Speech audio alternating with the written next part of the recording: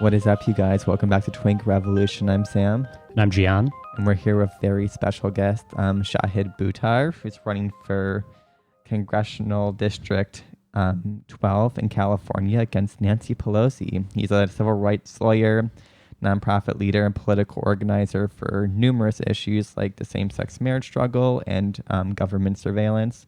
Thank you so much for being here. I'm so glad to be with you. Thanks for bringing me on.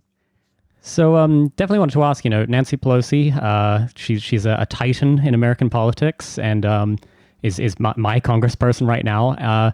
What makes now the right time to challenge an incumbent like Pelosi?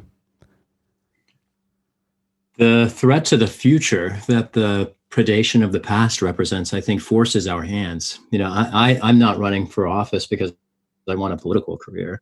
I was quite happy in the life I was leading before, but I feel very much that current events and the complicity of corporate Democrats in inviting everything from climate catastrophe to an epidemic of homelessness, just in the sense of kicking sick people into the street instead of supporting healthcare as a human right, the willingness of corporate Democrats to cheerlead for wars for profit, cover up human rights abuses, defer to industrial slavery in our prisons.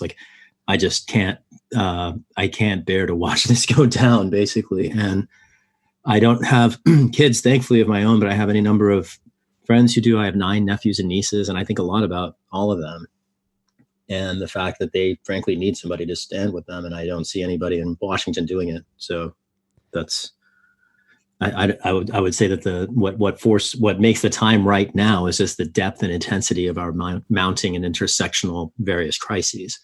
The pandemic, the climate catastrophe, the co-optation of our country by a military-industrial complex that's turned its fangs on the American people through domestic paramilitary police. All these things, I think, sort of force a challenge to the establishment on every front that we can find an opportunity. And there's, there's kind of been a new development in terms of San Francisco politics, right? And how these primaries work. Because Pelosi's not had a serious challenger since basically the 80s, right? Late 80s, or she's been in since 87 or something. But she's usually running against Republicans, right? This is the first time she'll be running against a challenger from her left. There have been other challengers from the left, including Cindy Sheehan, including Preston Pickus. There's never been another Democrat in a November election against her. So all of the challengers to her in the past have never made it this far. I'm the first Democrat to reach a November election where it's just she and I on the ballot. And, I'm saying that to give credit to any number of preceding challengers who have sought the seat. And I'm grateful to have secured, support and resources to move us beyond the previous high watermarks in the left's quest for this seat and to liberate San Francisco's voice. But I would say that this is objectively the greatest opportunity we have had in a generation to both liberate San Francisco's voice in Congress and hold it accountable to our city's values and score what could be a seismic victory for the left. This would be what we are running to achieve, and in a position to score is not only possibly the biggest upset in U.S. political history, but we have the chance to not only liberate a congressional seat, but end bipartisan corporate rule. And those are marbles bigger than any seat. And it's, the only reason that's available is because of the figure who we're challenging and the signal it will send across the rest of the Democratic Party when we replace her. Yeah. So as you're well aware, we're in a pandemic still, and Congress has had quite limited policy proposals and actions with like a $1,200 check and some state-by-state approaches. But what is your thoughts on the response of Congress? And if you were to win the seat and the pandemic still going, what would you do to alleviate the struggles of working class people? Thank you so much for asking that question, because it really reveals the need. And it's another answer to the first question that you raised about why make these transitions now. The congressional responses to the coronavirus pandemic, driven by Nancy Pelosi and her allies in the Republican Party, have put corporate interests before the needs of working class Americans over and over again. One of the bills included tax breaks for millionaires amounting to over $1 million each, $1.6 million each, went to 43,000 different millionaires. And that happened before Congress had any discussion about canceling rents and mortgages, which is a critical policy, a no-brainer policy to prevent a preventable economic catastrophe. Because if millions of people get evicted in the middle of a pandemic, that compounds both the economic and the public health crisis in ways that are just senseless. And that should be the first thing that Congress is doing, not hurling tax breaks at millionaires in the middle of a pandemic. I've seen similarly, there was a measure early on, this is one of the first stimulus packages, had a nod to the need to allow paid sick leave so that people wouldn't be placing their colleagues in workplaces at risk, right? And just to guard public health, if nothing else. And the House passed a measure extending paid sick leave to 20% of the American workforce because, it's senseless to me. And it is, I see in issue after issue from the coronavirus stimulus relief packages. We could take this in any number of directions: climate justice, racial justice, economic justice, taxation, reproductive rights, where Nancy Pelosi will say a set of things and support an entirely different set of things out of view of the cameras. And the only way she's managed to stay in office for 30 years is by relying effectively on corporate propaganda and her constituents not being aware of how she uses her very formidable influence in Washington. She has a reputation of being a master legislator. I will concede it. She is absolutely a master legislator on behalf of Wall Street. And that's killing us. So, thinking a little bit more about a recent controversy, Yasha Levine took to Twitter and accused you of being a corporate Silicon Valley astroturfer. I saw that. You saw that, yeah, I see. And I know you've offered a response to some of this. This is regarding your work for the last 5 or so years with the Electronic Frontier Foundation. Okay. So kind of curious just to tackle that one head on. What got you involved with the EFF and what do you sort of see the purpose of that organization? So EFF was founded in the 90s by some of the internet's early pioneers to try to make the online world a free, liberated space. And I became aware of its work when I was a law student here in the Bay Area at Stanford in the early 2000s and joined the organization in 2015 after leading a civil rights organization on the East Coast, basically to bring to EFF the strategy I'd established at the Bill of Rights Defense Committee, which basically is local resistance to the mass surveillance apparatus. So people think of mass surveillance, they often think of Edward Snowden and the NSA, and that's absolutely the elephant in the room. There are other dimensions to it, including the litany, literally thousands of domestic agencies, local agencies, from the San Francisco Police Department to the Sheriff's Office to ICE, CBP, every one of the state intelligence agencies, every one of their interagency collaborations. The depth of the corruption is much more vast than a single agency. And the strategy I developed with the Bill of Rights Defense Committee involved basically dismantling the hydra of mass surveillance by plucking off its scales one at a time, fighting the battle for privacy and constitutional rights at the local level in city councils.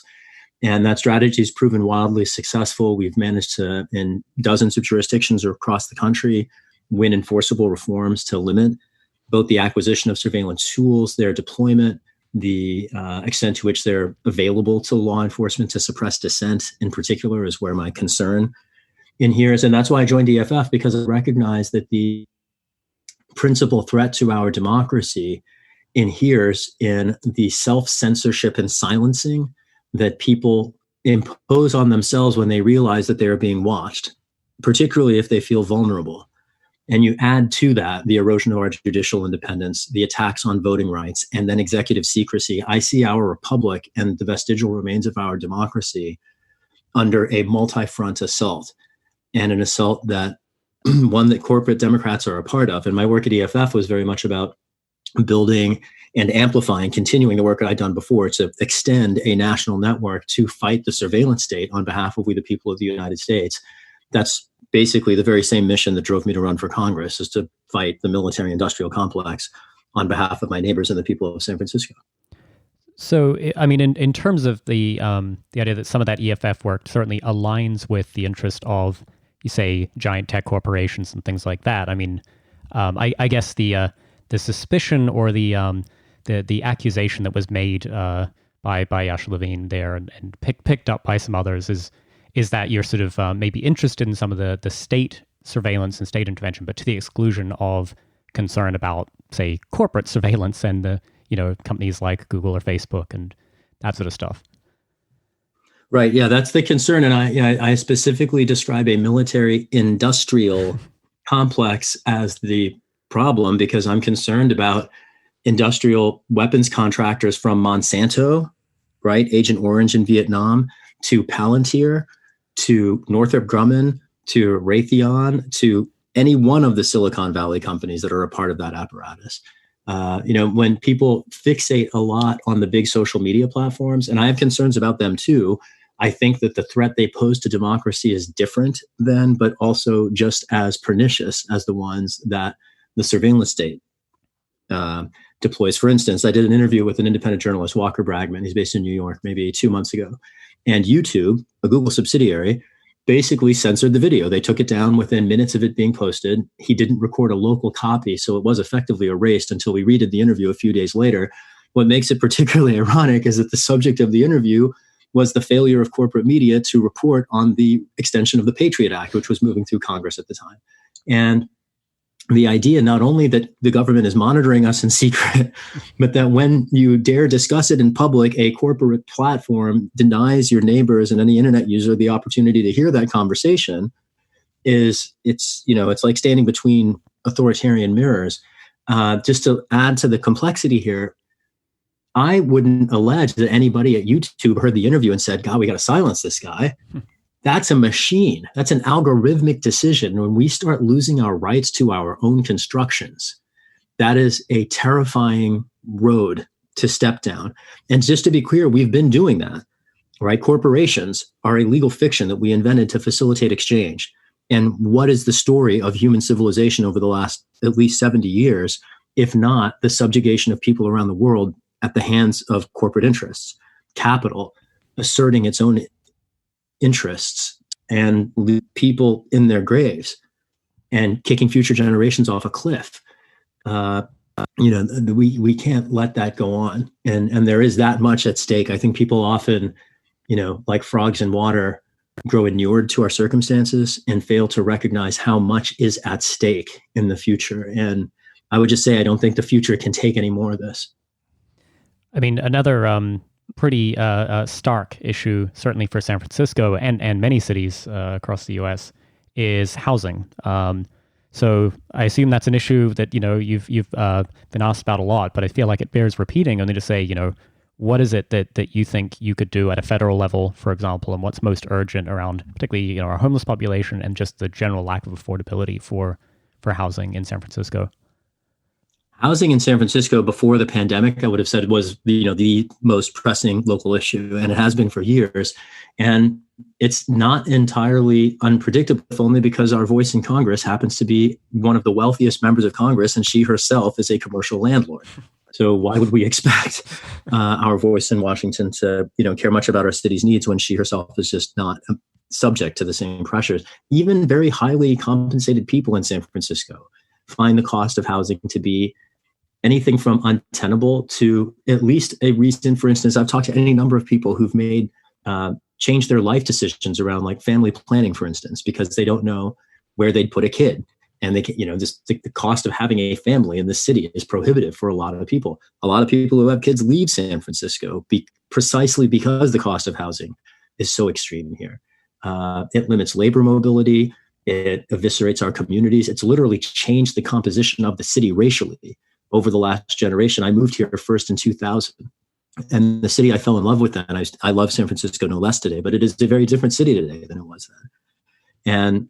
And all of that is a result of the federal abdication first of spending on affordable housing. There were block grants through HUD, the Housing and Urban Development, in the Community Development Block Grant Program. The funding for that program fell from dozens of billions of dollars in the late 70s to $3 billion today, and consider now that's moving in opposite directions. If you think about inflation, $3 billion today is pennies relative to what the previous level of spending was. And it's not as if we've saved money in the intervening time, because we've spent much more money than we've saved in that decline in federal spending on housing. We've spent much more than that on the military and the ever increasing growths in the Pentagon budget. So Nancy Pelosi has basically overseen shifting spending from housing into aircraft carriers. And cities, including San Francisco, across the country, are feeling the very predictable pain as a result. Things we can do in addition to bumping the spending and the appropriations for those programs back up to their previous levels and beyond. I'd also like to support, been a proposal in Congress introduced by Representative Ocasio-Cortez and Ilhan Omar and Bernie Sanders, the Green New Deal for public housing. And it includes a substantial retrofitting of existing public housing. It repeals the Faircloth Amendment, which would enable the federal government to build new public housing. And we could enable a new era of social housing owned by we the people and accountable to the residents in the communities. We've never really tried that in the United States. And that's something that neoliberal approaches to housing have not addressed or even frankly attempted. Another piece to bring in here, you asked about homelessness, and housing is part of the issues that drive homelessness, but it's not all of them. One very vital intersection that people often overlook is healthcare. The leading cause of homelessness is medical bankruptcy. And medical bankruptcy to anyone in the industrialized world outside the United States sounds like an oxymoron. It doesn't make sense. They'll look at you and cross their eyes and be like, how, what do you mean medical bankruptcy? What is that about? And it's because we're the only country in the industrialized world that treats medicine absurdly as if it was a commodity. And it is literally the case that we kick sick people into the street when they run out of money. And I think that's absolutely unconscionable. And I think it's also revealing to a lot of people who think about homeless people as people who maybe made bad decisions or suffered certainly misfortunes, but people, I think people impute a lot of agency to folks who ultimately are very powerless, and understanding that, but for the grace of a pandemic, go any one of us. At the moment, treatment for COVID's not free. Why not? That's absolutely senseless. And not having free treatment, just like not having paid sick leave, creates needless public health risks. We have enough of challenges at the moment with the virus. We don't need to make new ones. And that's exactly what our public policies do. And housing, healthcare, each of them are you couldn't engineer policies more suited to a pandemic if you tried.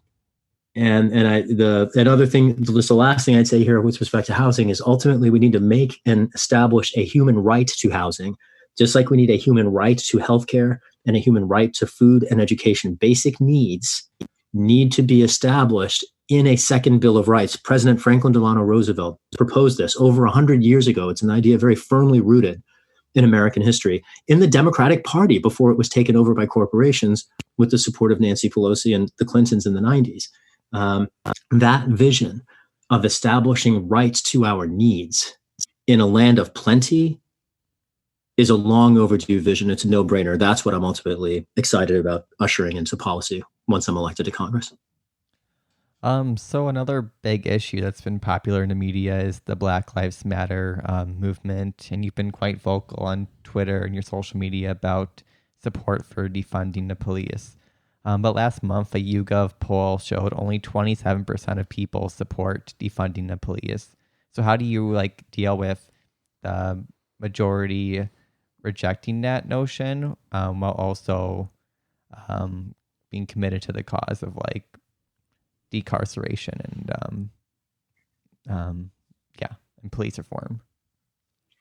So a couple different answers to that. To just try to frame it first, to step back, lots of policies that I want to pursue are the objects of widespread consensus. Universal healthcare is one of them. Climate justice is another. Some of them are not. Most people aren't yet aware of the need to limit judicial life tenure to restore judicial independence.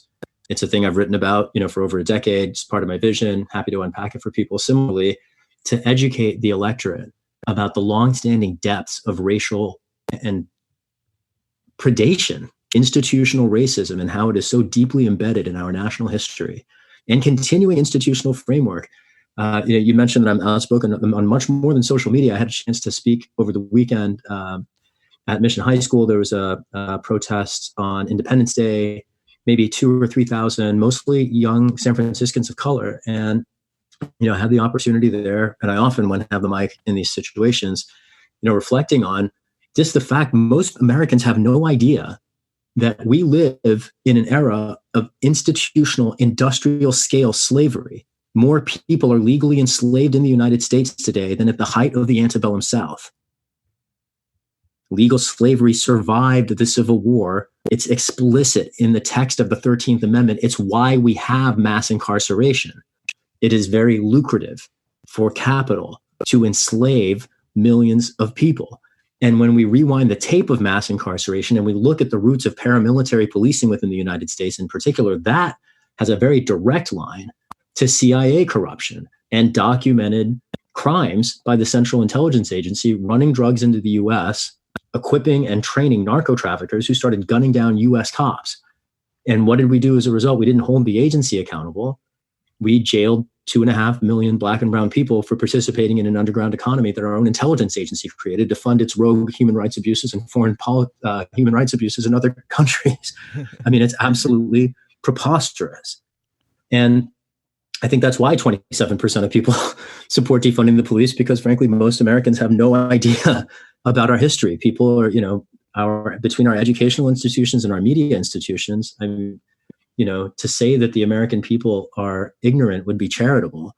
And ultimately part of my job as a candidate is to educate and to share the facts that too many people don't have a chance ever to hear or have, turned a blind eye towards. And I think that ignorance of too many people is preyed upon by corporate politicians. That's why we're in this mess. A lot of people have no idea that Nancy Pelosi has paved Trump's path at every opportunity, from funding his border concentration camps to limiting the impeachment saga to keeping him in office, affirmatively taking corruption off the table to make sure he wouldn't answer for his worst crimes. And I'm not the one saying that. Jerry Nadler, the chair of the House Judiciary Committee, said that. Other areas, from approving his bloated, obscene, unprecedented military budgets, supporting his support for right-wing coups in Bolivia, Venezuela, and Brazil over the last year alone. I could go on issue after issue. She's mouthed resistance for cameras, torn up a speech, pointed a finger, sternly put on her glasses, while advancing the president's agenda at every conceivable opportunity. And I'm not having it. And just on the last thing on policing and where the body politic is with respect to that, the House recently passed a bill, the George Floyd Justice and Policing Act. So many things I want to say about this. First, there were some components of it that were helpful. Should they ever become law, which I don't think it will because it's stuck in the Senate. If you're going to pass a marker bill through the House to get jammed in the Senate, you'd think that it would include the things that we want to see. And the fact that it falls so far short of justice and our community's demands is bad enough. The Justice and Policing Act also includes portions and provisions that are affirmatively unhelpful. And I want to just touch on that, as long as you're inviting the conversation around policing.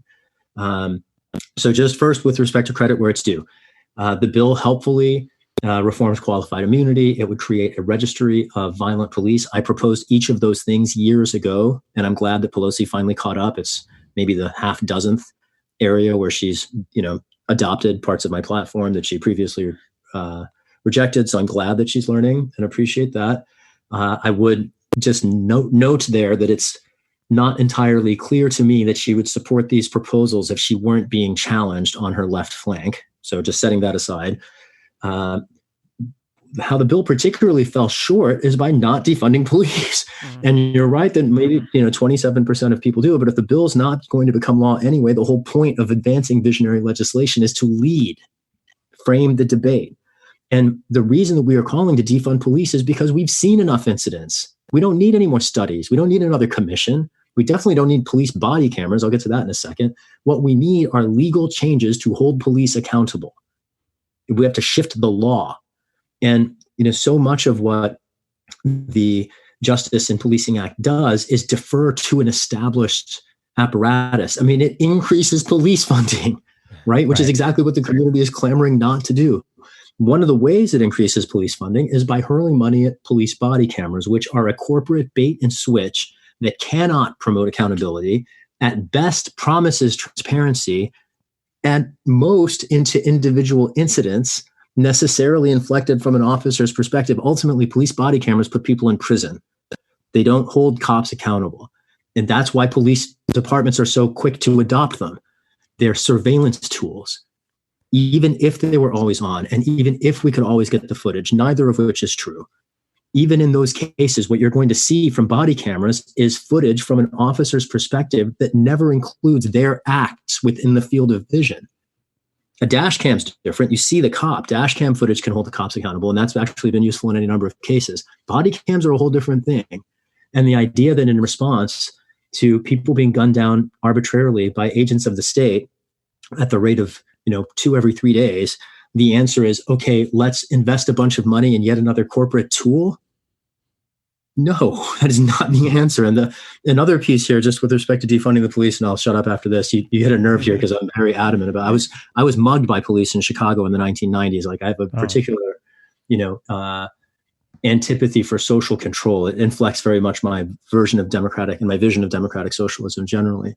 But when we talk about defunding police, there is a constructive, positive element to it, which is we want to better address public safety through means that will actually work, unlike hyper-armed paramilitary agents of the state occupying our communities. Social workers can do what police can't, right?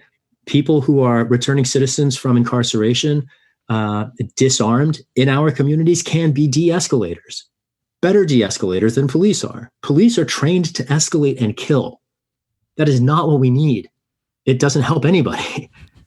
And we shouldn't be calling police for most of the things that police get called for, right? Now, I'm not only thinking of Amy Cooper here and Barbecue Becky, but like just generally, people call police on everything from, here in San Francisco, for instance, we finally made the step of ensuring that if someone's calling the city to complain about a homeless encampment, that those calls aren't going to the cops, and they shouldn't go to the cops. It doesn't make any sense for those calls to go to the cops.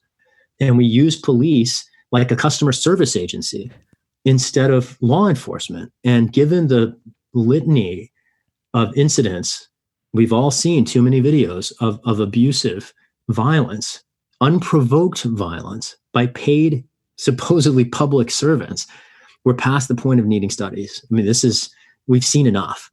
And we're in the streets during a pandemic, even at risk to ourselves, because we are not willing to see this sordid co-optation of our resources to oppress and kill our neighbors any longer. Could you say a little bit more about the judicial independence point you were making? I think as you've sort of mentioned things like body cameras. I mean, we have the footage of police murdering people. It doesn't mean they're even held accountable in that way. I mean, I'm wondering if you're to see that as part of the equation, or is that a separate issue from things like how our actual judiciary is formed and how that part of the system works? It relates. Yeah. Thank you for asking that question. I so appreciate it. It relates in this way. Qualified immunity, the judge-created doctrine that the Justice and Policing Act would overturn, is judge-created. It was a creation of the courts, which have been very firmly seized by the right wing. I spent years in Washington early in my career in the mid-2000s working at the American Constitution Society. It was founded in the wake of the Bush versus Gore decision to counter the influence of the Federalist Society, which since the 1970s has been organizing basically the right-wing takeover of our courts. And so for 3 years, after I'd litigated marriage equality cases, I'd litigated some copyright cases, I litigated campaign finance cases, and then I spent 3 years basically cultivating a pipeline of progressive jurists for the next Democratic president to appoint. In that same era, I fought Brett Kavanaugh's nomination to the DC Circuit in 2006 because he was a torture lawyer in the Bush administration. And I've watched not only right-wing presidents from Bush to Trump appoint any number of right-wing judges, I've watched a Democratic president in Barack Obama appoint any number of corporate lawyers as judges and call it a day. I mean, the Democratic presidents from Clinton through Obama have not in any way responded in kind. They've been absolutely part of the right-wing takeover in our courts because they haven't prioritized judges in any way. And it's absolutely appalling to me to see Democratic presidents appoint prosecutors as judges. And that's the story of the Obama administration and the Clinton administration before that. The invitation to end judicial life tenure owes particularly to the history of nominations and confirmations since the Bush versus Gore decision, and particularly Kavanaugh's. If we defer to the Supreme Court as currently constructed, a politicized court whose recent nominations have been hyper-politicized, suppressed known facts, and ignored established criminality, we are basically resigning the next generation or two of Americans to the arbitrary fiat of 9 unelected people. And I'm not willing to do that. The court is a critical part of our democracy with immense influence. And from, here's an example, 2013, people remember Edward Snowden. People don't remember what immediately preceded him. The reason he came forward at the time that he did was because the Supreme Court, just a few weeks before he brought his revelations forward, the Supreme Court, a right-wing Supreme Court, said to Amnesty International and a group of lawyers and journalists, you're saying that the government's spying on you? You can't prove it? Get out of here. That's a right-wing Supreme Court. And then Snowden was like, okay, I'll just give you the facts. Yes, in fact, it's happening. That's the context there. The court has suppressed community rights in environmental law to protect our communities and endangered species from habitat encroachment. The Supreme Court has been deferential to the replication of the very same segregation in housing and education that the Brown versus Board court 70 years ago intervened to stop. Our contemporary court has deferred to encroachments on reproductive rights and liberties. At the core of Roe versus Wade, our contemporary court has deferred to assaults on voting rights, particularly striking down Section 5 of the Voting Rights Act a few years ago in a way that basically invited right-wing attacks on voting rights around the country. All of these attacks on our democracy are by 9 unelected people. And if we let them stay in office for life, which is not in the Constitution, that's just a congressional act. If we let them stay in office for life, we can bet, just like the Supreme Court did 100 years ago, that the measures we need to respond to our social crises will be struck down. That's the story of FDR and the New Deal. It took 10 years to basically force the New Deal through the Supreme Court. And the way FDR did it was by threatening to add seats to the Supreme Court. And many progressives have suggested that recently, particularly in the wake of Kavanaugh's nomination confirmation. It's a bad solution. Because if we add seats to the court, we replace one bias with another. And the point of a court is that it's supposed to be independent. That's what makes it a court as opposed to a legislature, is it's supposed to be immune from political pressure. And the reason I'm proposing to end judicial life tenure is to liberate the court from the political co-optation of conservatives who've seized the process. And one last gloss here, there was a critical moment in time in 2000, when the Supreme Court chose its own future composition by deciding the outcome of a presidential election. That's a circularity that basically poisoned the well. The Supreme Court hasn't been legitimately constituted in 20 years. And once the judges start picking their own successors, and that's exactly what Rehnquist did in choosing Roberts indirectly by choosing Bush, and then later choosing Roberts when he had the chance, that it's an under-recognized point. Now, a lot of people make the point of how catastrophic the Bush administration was and the loss of life in Iraq and elsewhere. I'm not even talking about that. I'm just talking about from a constitutional law perspective. The republic went off the rails at that point. That was a constitutional coup in broad daylight from which we frankly never recovered. And the proposal to end judicial life tenure aims to basically impose staggered terms. 18 years is what I propose for Supreme Court justices. That allows plenty of time to establish expertise. It allows plenty of time to have an influence in the law. It prevents anybody like Justice Roberts or Kavanaugh might be on the bench for 50 years. And it ensures turnover in the institution. It ensures that the past does not shackle the future. And it enables our body politic to respond to changing circumstances without being beholden to voices who are themselves beholden to a consensus from, half a century ago. So changing tracks to, I guess, a similar idea of, our rights being trampled, but maybe where the stakes are not quite as high. I don't know if you saw in Harper's today, there was a an open letter signed by 150 or so prominent writers and academics like Noam Chomsky and Salman Rushdie and people like that, and J.K. Rowling, basically talking about cancel culture, which, we can talk about whether that's a serious issue or not. But as so much of our sort of political debate and discourse is now happening on these large private platforms, do you have any sort of thoughts on that kind of the exercise of this unilateral editorial control, or is this just people like complaining to the mods and worried about getting canceled or something? Interesting. I guess I think of different things here. I mean, when I think of cancel culture, I think of the need to cancel Nancy Pelosi.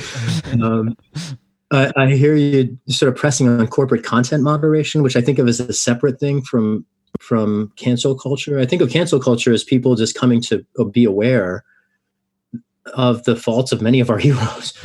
And frankly, most of our heroes deserve to be canceled. I don't think we have many legitimate heroes. Bernie Sanders is a hero to me. I don't have a lot of heroes who are alive. Our government tends to kill heroes. I would say, as to corporate content moderation, that is a real threat to democracy. And this gets back to the question you invited me to address a little while ago about the criticisms of my former employer at EFF and the supposed emphasis on government versus corporate surveillance. The corporate content moderation, separate from surveillance, it's discourse killing. We pretend that social media platforms, they claim at least, that they connect us globally, and they do in fact allow us to extend our reach. For instance, I'm very aware that I'm a candidate for Congress. In the middle of a pandemic, I'm basically like in my apartment in Haight-Ashbury most of the time. And yet my voice, because of the internet and many of these corporate platforms, is like reached far beyond where I can reach. And then I told the story about when Walker in my interview got taken down. Corporations can also arbitrarily just turn it off. And that's a real threat. There's a reciprocal piece here. TikTok is a platform, that seems to have Chinese government participation. It's an open question as to what extent the platform is basically an intelligence collection device. And it uses virality as an incentive to get people to participate. And, this idea that the platforms dangle virality and restrict platforms and take down posts and suspend accounts arbitrarily without notice, without opportunities for people to just even know why, let alone address the issues. All of that, I don't think of any of that as cancel culture. I think of all of that as a threat to our democracy, and it's very much corporate actors. Last thing I'll say here is that there's also ways that public policy can dial up that risk or dial it back. For instance, SESTA and FOSTA come to mind. Kamala Harris brags about a set of reforms that she helped pioneer that basically placed sex workers around the country at risk by denying them the opportunity to use online platforms to vet clients or, discuss anything about, and not just sex workers, really people who just use online platforms to talk about any number of intimate things can't anymore because entire zones of content have been censored by public policy inviting corporate censorship of content by placing the corporate platforms at risk of the liability for user speech. And that's also a trend in the law that is very dangerous, that we have to check and stop. And it's not to defend the corporations. It's to make sure that you can post what you want without some company having an interest in silencing you. And the role of the companies in the contemporary internet is super problematic. I'd love to see more aggressive antitrust enforcement here. The idea of nationalizing parts of the internet as public utilities appeals to me. There's lots of things I'd like to nationalize, including weapons manufacturers and pharmaceutical companies. I see Palantir is going public. They just announced today, so maybe get them in the mix as well. Jesus, I would rather just close them entirely. Yeah, that'd be nice. So you've been quite vocal. You mentioned earlier Green New Deal and how important that is. And on your website, you mentioned groups like Extinction Rebellion or groups like Greenpeace. How do we ensure that the policies created under a Green New Deal work for the working class when so many of these groups, like, for example, Extinction Rebellion, played a big role in the lead up to the Bolivian coup due to the forest fires? How do we do that without letting it become a corporate takeover as well?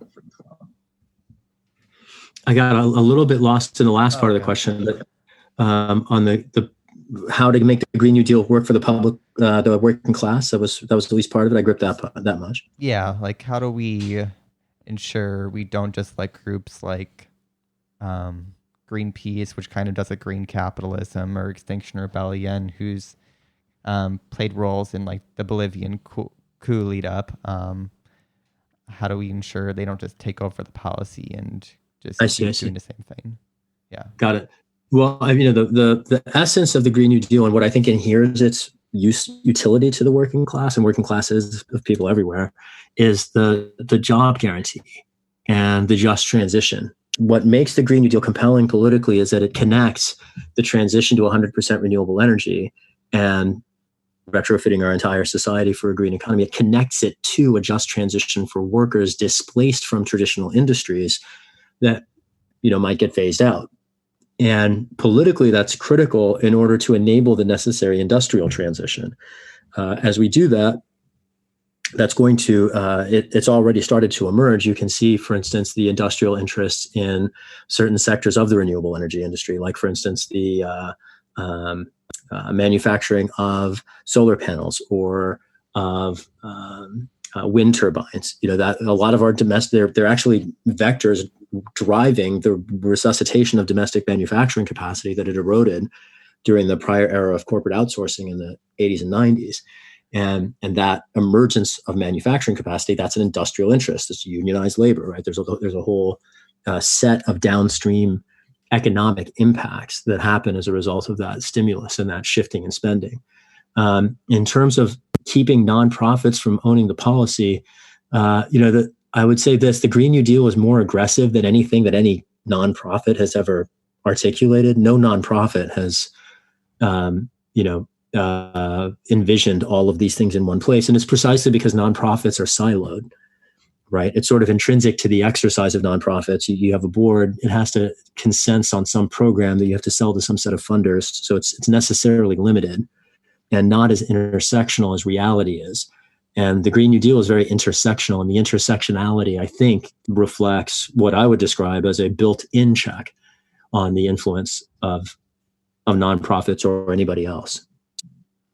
So this is just our last question. In your platform, you discuss labor and primarily the laws in our federal government targeting like implementing right to work.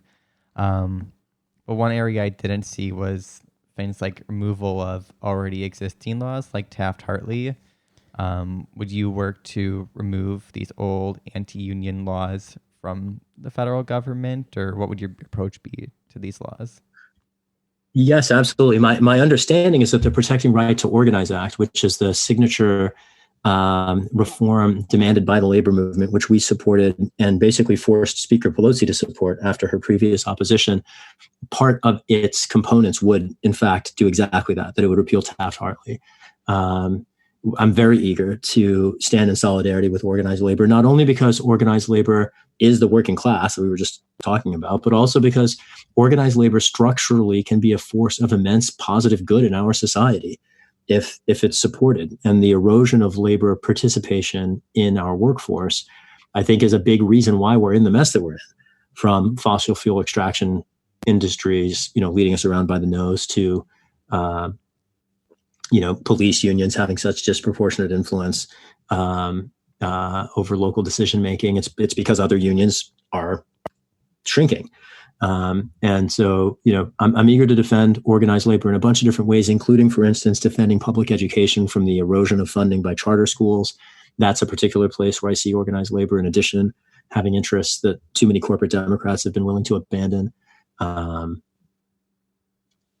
That's been an issue here in the Bay Area, less in San Francisco than in Oakland, where charter schools have really, frankly, eviscerated part of the budget for the schools there. And I'm very eager to make sure that doesn't happen in San Francisco and to stem that tide elsewhere across the country. Cool. Well, thank you so much. We don't want to keep you from the important work of taking on a many decade incumbent. Just wanted to ask if people listening to this want to get involved, want to help your campaign. What should they be doing? How do they get involved? Folks are welcome to learn more and sign up, for instance, to volunteer or to donate on our website. You can visit us at shahidforchange.us. You can also follow and amplify the campaign on any of the major social media networks. The very same ones we've been talking about presenting threats to democracy include Facebook, Twitter, Instagram, Twitch, YouTube. We're on each of those platforms at Shahid for Change.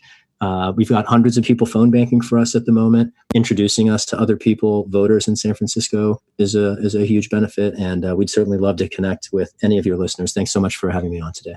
Thank you so much.